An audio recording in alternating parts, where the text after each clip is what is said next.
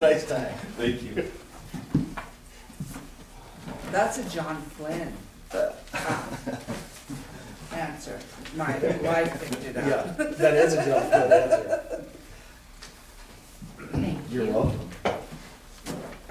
Wasn't sure how many we're gonna be here. Thank you. You're welcome. Thank you. You're very welcome.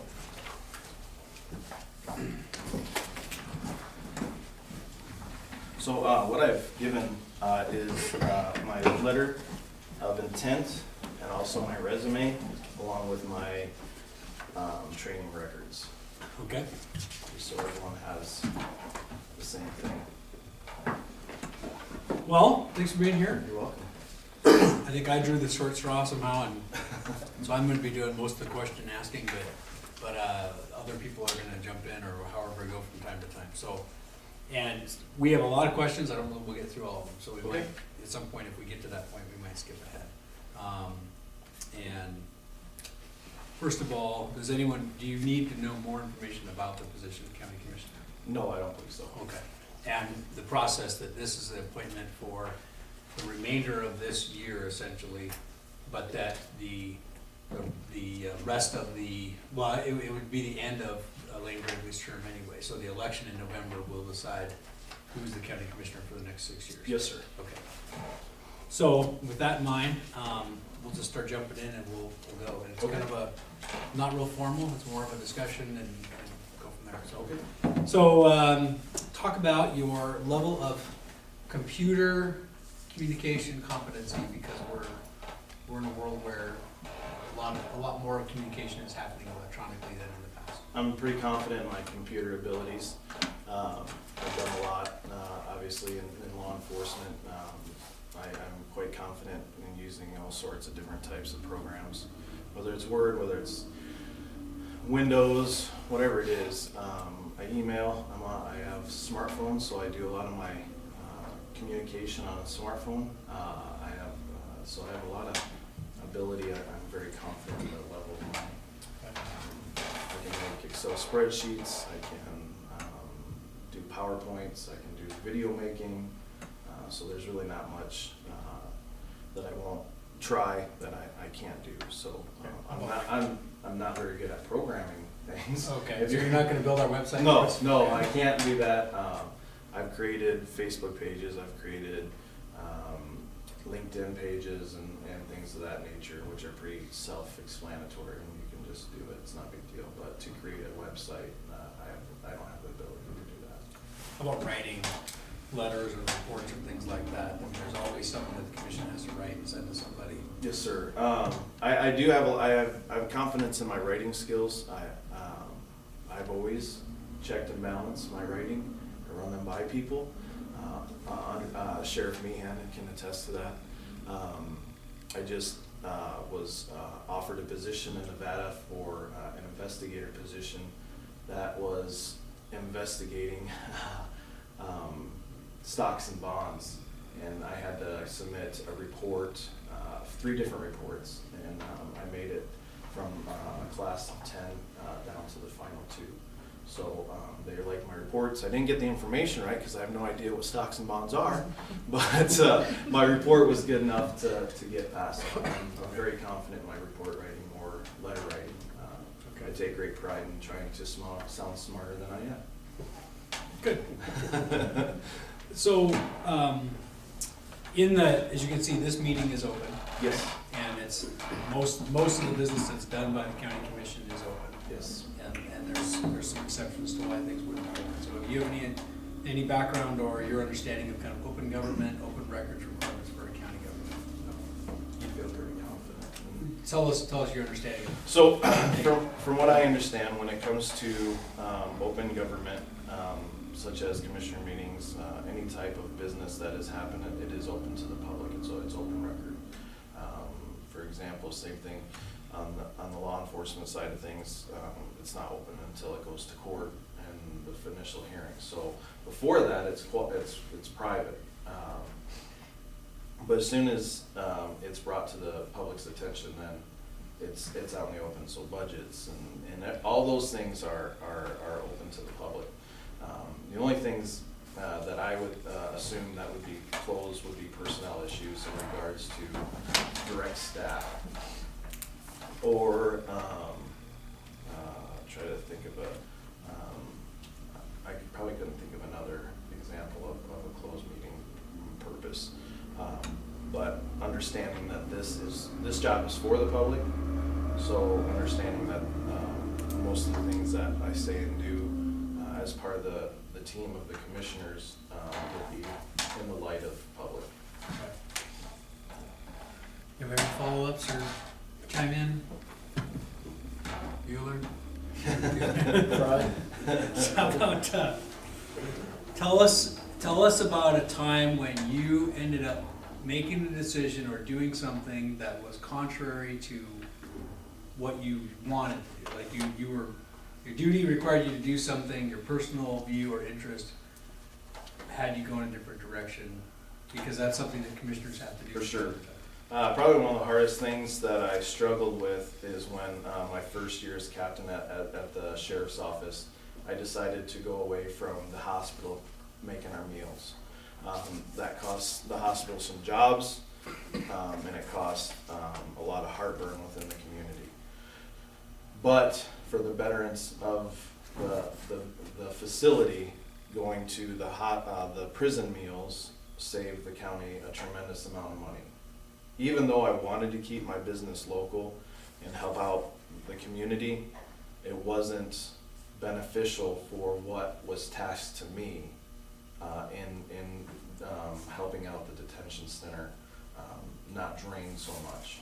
So even though I wanted to stay with the hospital just because it's good business to stay local, it wasn't the best thing for the facility to do. Okay. So I'm gonna jump down to number 11 then, because that's a good follow-up. What's your understanding of the current financial health of the county government? So what would you see as your top priorities for funding? Where do you think you may need to fund more? Where do you think we can save or cut? You know, to be honest with you, I'm just gonna be frank with you. I didn't really look too much in the financial aspect before my interview, and I did that on purpose. I am honestly coming into this with no drive. I want to do what's best for it. It doesn't matter for what, for who, for anything. So I didn't want to taint myself by looking at what is in the past. Obviously, everyone's in a financial state. We're only in March. Hopefully, we're all in a good state because we're only in March. So we have April, May, June, 3 months before doomsday, so to speak.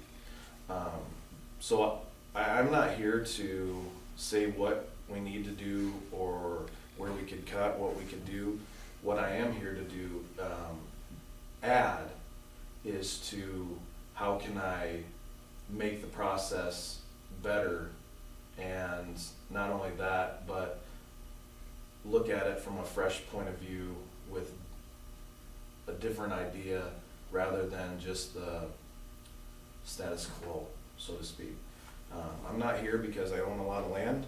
I'm not here because I rent my property.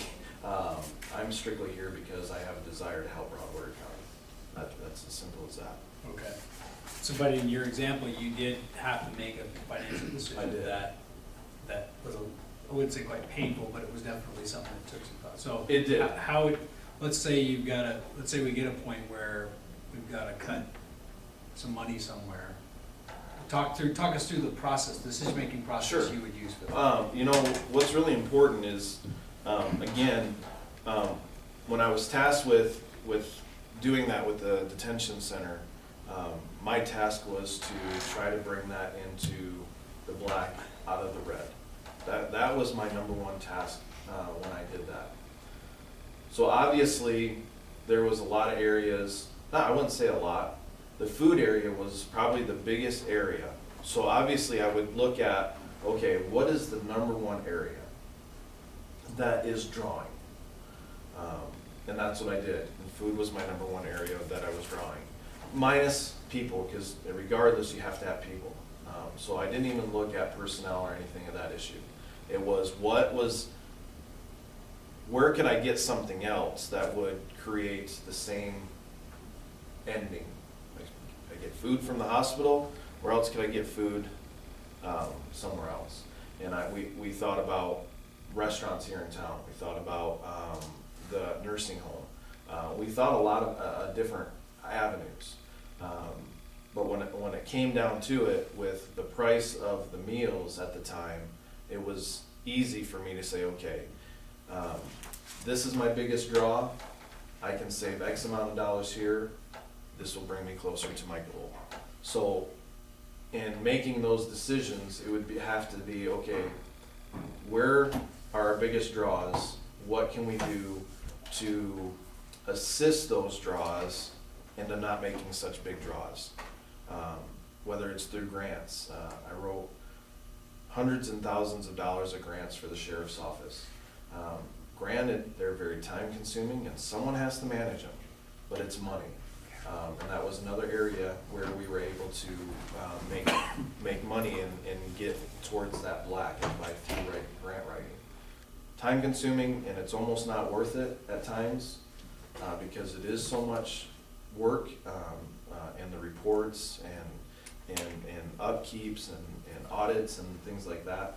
But I think there's a lot of different ways to look at how to save money or cut, even though it hurts. Getting rid of people is not very fun to do. Obviously, you're all administrators, you all understand that getting rid of people is not fun. But if it betters the agency, it betters the cause, then those tough decisions have to be made. And that's how I would go at a situation like that. Okay. Probably don't need to talk about this one much, because based on your background, so in your law enforcement training, you've done a lot of training on the monetary code. Yes, sir. So I guess let's just talk about your familiarity level with not the law enforcement portions of it, but the local government portions of the statute. To be honest with you, not very familiar with it. It's something that I would, it's something I am getting more comfortable with, because obviously I'm not just here for the intern position, but I am running for office. So it's something that I am familiarizing myself with, because I don't want to come to the game unprepared. So to be honest with you, right now, I just haven't had the ability to go through the statute, and I'm learning how to do a campaign, and there's a lot of laws that go into play with just that. So I've had some great help, but there's a lot to it, and I think that's an understatement that there's a lot. It took me 13 years to get not even proficient, somewhat knowledgeable in the law enforcement aspect of things. So I think it's something that I would continue to learn throughout the position. What's your perception of what the current county commission is doing well, you'd like to continue, and then what is your perception of what they're not doing well, what needs to be improved and how you can help improve it? I think the one area that I could help the current administration, the current commission is, I'm a young man. I wouldn't say I'm young. Youngish. Yep. My whole life in Broadwater County that I've lived here has been with young people, the high schoolers, the elementary kids, things of that nature that are now having kids of their own, are come up in the community. So the one area that I love speaking, I do it on a weekly basis in church. I do it whenever I get a chance. I love community speaking, public speaking.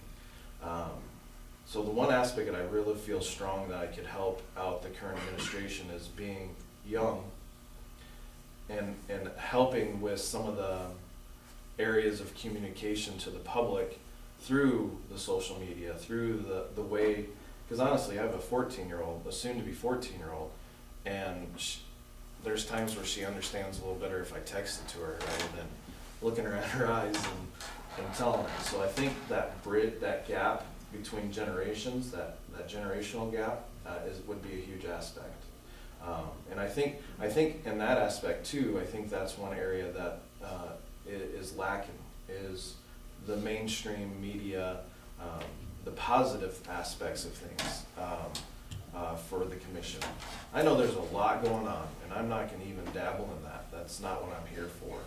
All I'm saying is I think there's ways to show the positives along with those negatives. But unfortunately, the negatives outweigh the positives in the media aspects. So I think being young and being hip, so to speak, I can bridge that gap. Okay. It's that time. That's right, see, it's the time. And my not, and, you know, try different things. So I guess in terms of the young people in the county, what do you see in terms of future employment opportunities in the county can the county commission do anything about that? I mean, so here's the question is, are we lacking employment opportunities and people are leaving because of it, young people are leaving because of it? How can the county contribute to those opportunities without basically becoming this, we're gonna bankroll new businesses type of mentality? You know, having looked for a job in Townsend for about a year now, there is no job market in Townsend, Montana. So people are, I wouldn't say necessarily they're leaving, but they're commuting. And because they're commuting, they're spending their money elsewhere. And that's the brass tacks of it. They're commuting elsewhere, they have to commute, so they're gonna shop on their commute. The answer to fix that problem, there is no answer. You know, I think it would be something where the city and the county would have to get together and say, okay, look, how can we make Townsend and Winston and Raidersburg and Three Forks area, how can we make these places strive to offer good work or things like that? You know, currently I work for Casey's Tire and Glass. Wonderful people, and I will just say that because they're my boss. They truly want to give their employees their absolute best. But because it's a small business, it's very difficult to give what they want to give their employees. And I think that's the difficult thing, is I think the local businesses, whether it's in the restaurant aspect of things or whether it's at the lime plant, people just don't quit good jobs. And there's not enough marketing here or opportunity here for people to get those good jobs. You're looking at the town pumps and you're looking at the restaurants, and now you're talking about small businesses where the small business owner is trying to survive, so paying them what they really want to be paid, pay their employees, is just very difficult to do that. So to answer your question, yes, it's lacking. Is there a way to fix that? I don't believe it is. I think it would be just something where the local city government, the mayor and things like that come together, as well as the county officials, and just brainstorm, how can we better this? Not all the jobs can come from this building, or not all the jobs can come from the lime plant, not all the jobs can come from the lumber mill. There has to be some other ways to better it. So the current commission is often deadlocked 1-1 on many votes on many issues. And the relationship between the commissioners is poor and does not seem to be getting better. So a lot of people in the county, whether it's county employees or people in the community who are giving input to county employees, feel like we have a polarized environment and they're tired of fighting during commission meetings. Sometimes it's regardless of what the issue is. And so the question is, number one, how can you contribute to that situation? And then number two, there's a couple questions we're gonna combine here in terms of how you work with people you disagree with in terms of defining respect in a public forum or in a dealing with a county employee. I'll start with the respect thing, because that's really huge with me. A lot of and no one's a stranger to this, a lot of things have happened in the last year of my life. So, after that had happened, I looked at a lot of aspects of my life. Respect is one of those things that you can't really demand. It's one of those things that's earned. And so I look at it as this aspect. I was raised to respect people. I was raised to respect my mom, I was raised to respect my father, and I was raised to respect my elders. I still get made fun of at every job I've had in the last year because I still address people by sir and ma'am. At Casey's, I'll just use Mr. Flynn, Kirk's dad, as an example. I called him Mr. Flynn, you know, and every time I address someone by Mr. or Mrs., they're like, that's my father, or I work for a living, but that's what I bring to the table is, I don't expect people to respect me, but I give people respect. And that's one of those things that I really looked at in my life in the last year is, regardless of what people think about me or have heard about me, I'm still Nick Korthals, and I still want to be respected because I still want to be an active member of this community. So with the aspect of that, it still would be Madam Chair, like I did when I was in the sheriff's office. I never called Franklin. It was Mr. Slifka, or Sir Chairman, or Ms. Obert, or Madam Chair. That's not going to stop just because I'm on the same team. I think that you show the people that you at least respect the position that they hold. I spent 13 years in law enforcement, and I did not respect my employer all 13 years. I'm just being honest with you, but I was able to work with them.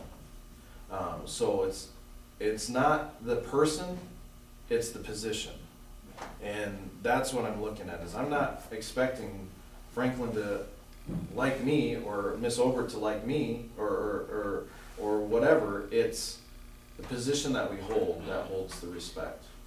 So with that aspect, it would be the respect issue. That's what I would bring to the table is a young, granted I'm young, but my children respect people, I respect people, and so that's what I would do, is I would start by just the simple acts of respect and addressing that. Okay. So how do you deal with the split commission when you may be the swing vote on a lot of issues? Yeah, and I've thought a lot about this, because you're damned if you do, you're damned if you don't, and I don't mean that cursefully. That is the brass tacks of things. And I've talked this over with, frankly, my wife, just because we talk. What is going to benefit the community? If Mr. Slifka says, look, this is what we need to do, then my job is not to sit here and say, okay, I really like Franklin. Franklin's a good egg. I've spent years on the sheriff's office with him. So I'm going to vote with Franklin because I like Franklin. I like Miss Obert. She's always been very supportive, so on and so forth. That's not what I'm here for. Well, how's it going to benefit the community? Is it going to benefit the community? If it doesn't benefit the community, then I'm sorry, then that's the way I have to vote. I think the big aspect is it's this community, this job is for the people. How's it going to benefit the people? That's how I need to vote. Is it going to benefit our community if I vote this way, or is it going to hinder our community if I vote this way? That's how I would address that.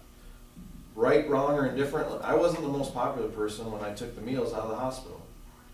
I can live with that. Why? Because I did my job and I was blameless. So that's how I would address this situation. If I'm a swing vote, it is as simple as looking at this as, how's it going to benefit my community? Because it's a community I live in. Anyone want to ask any more questions? I skipped a few, bounced around, but that's all I intend to ask. Does anyone want to ask any more? Jump in. Jump in! I just want to know about your proudest achievement. My proudest achievement.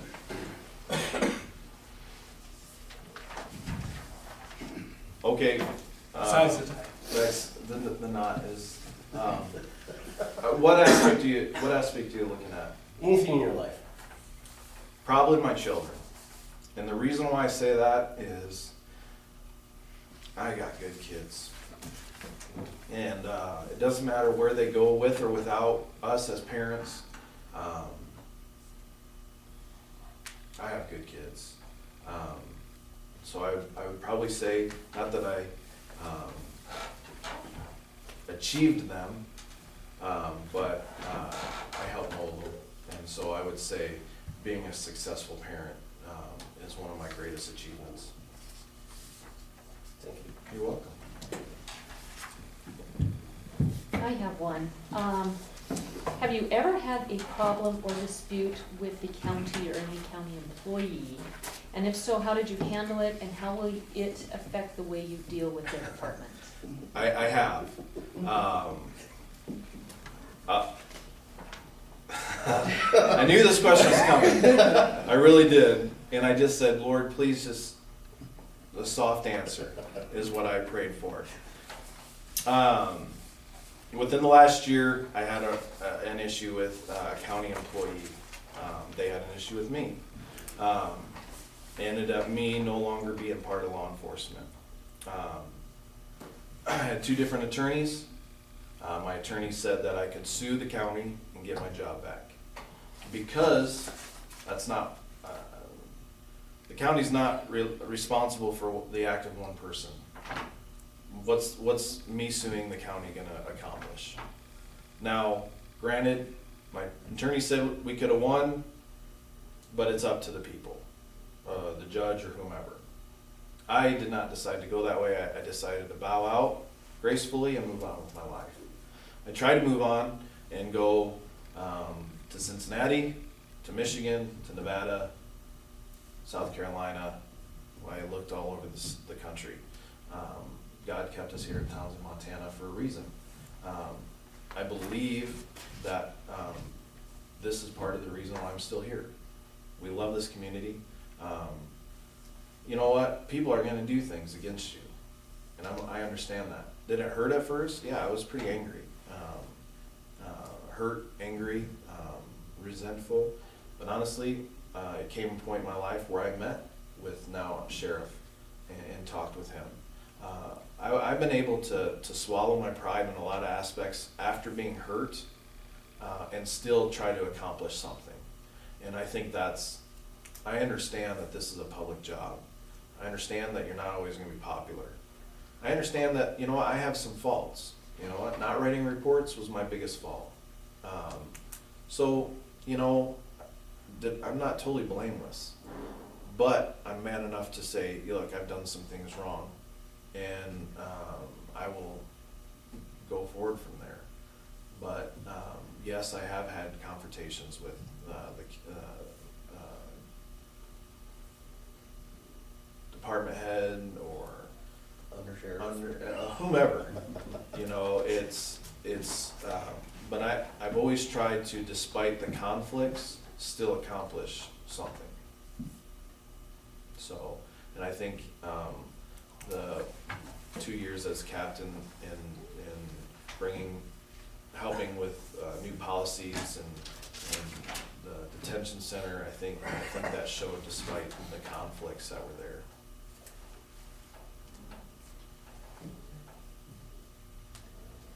Well, I have a follow-up question then. Yes, ma'am. Okay, so, everybody wants to know, because of that conflict between you and the elected official or undersheriff or whoever, do you feel that is, in the future, if you were to get this position, would that affect your, would you have hard feelings towards that department? And You know, I don't, and I can honestly say that as truthful as I can. I don't have any ill feelings towards. Let me just be frank. 2 years ago, I tried to get out of law enforcement. Opportunity came. My wife and I just didn't do it. Didn't take the opportunity. 2 years after that, I was let go. I saw it as God just kicked me out of the sheriff's office. Now, did I do some things? Yes, I didn't write 3 reports. Okay? Would I do anything different in this situation? The only thing I would not do different, I would do everything the same.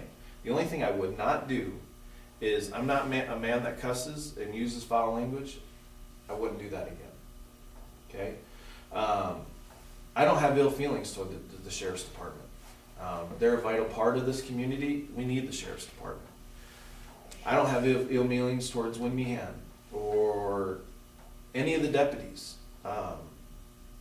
That is in the past. And the biggest thing that I want people to understand, because I know these questions are gonna come, is that was in the past, and I don't live there anymore. I've had a whole year to come forward from, it will be a year, April 1st. So in less than a month, I'll not work for the sheriff's office for a year. A lot of things in my life have changed in a year. So I don't have ill feelings. I want to help. And it's cliche and it's political, but that is, honestly, that is the only thing that has driven me to be here today. Because you can look through my resume. My whole life in Broadwater County has been to better it, whether it's with our youth or any aspect of it, whether it's coaching soccer, coaching baseball, whatever aspect of my life here in Broadwater County has been here to better it. And I want to take it to the next step. I've done the youth, I've done the school. I miss that terribly. You know, that honestly, that's the only part of law enforcement that I miss, is those kids. So my goal is to take it to the next step. So no, I don't have ill feelings. And if I may, we have had some very good conversations, and Nick came in, and we've sat down, we've aired out everything, and we get along very well, and he's been in the office numerous times since then. He's always more than welcome to come in, and he comes in with the kids and everything else. So there's not an animosity between any of us there. So what he is saying is completely correct in that aspect. So, you know, I don't want the past to definitely cloud any judgment with that. You know, we made our apologies to each other, and we moved forward from that, and that's a lot of what he's talking about, is we don't live in the past anymore, so let's move forward. Exactly. So, And honestly, I wouldn't change it. You know, God has blessed me in this year. I wouldn't change what has happened. How it went down, probably, but I wouldn't change what has happened at all. Hey, Nick, one other question we have, Yes. and I get the sense you just answered it, but I want to give you a chance just in case. What is an error that you made professionally? What did you do to fix it, and what did you learn from it? Do you want to add any more? Sure. You know, the biggest error, and we'll just use what is here now in our face. I had a situation where I went hands-on with 3 inmates. Our policy in the sheriff's department is to write reports when you go hands-on. I did not. Not that I didn't do anything. I didn't do anything wrong. Well, I'll just say that. I bantered. I used some foul language. 13 years of my career, you could probably count on your fingers and toes how many times I used foul language. Didn't happen very often. probably on one hand. But I did. I let an inmate push my buttons.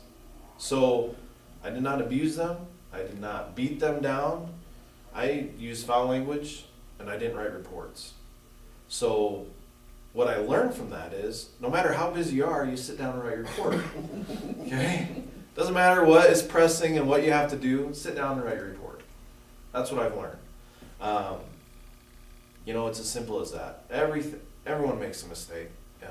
And I'm man enough to say, yes, I made a mistake. I didn't write reports. And it ended up, those reports cost me my job. So I am to blame for not writing reports. But I did not abuse anybody. I used some vocabulary that is very common in law enforcement, but it's not common in Nick Korthals. So it's as simple as that. So what I've learned is Doesn't matter how full your plate is, you have to take time to do those things that are important.